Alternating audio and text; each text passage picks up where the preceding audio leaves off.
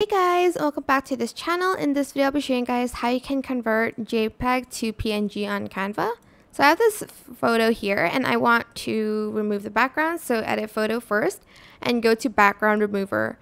Then to export it as a PNG, select share, select download and select the PNG file type. Make sure you click on transparent background and then you can adjust the size here and it will be converted as a PNG file with a transparent background. You do need the Canva Pro for this, but as you can see, it removes the background and now it is a PNG file. That is it. I hope this tutorial is helpful for you guys. Don't forget to like, comment, share. Also subscribe to this channel if you haven't done that already. If you have any more questions, just leave it in the comment section down below. I will try my best to answer them all for you guys.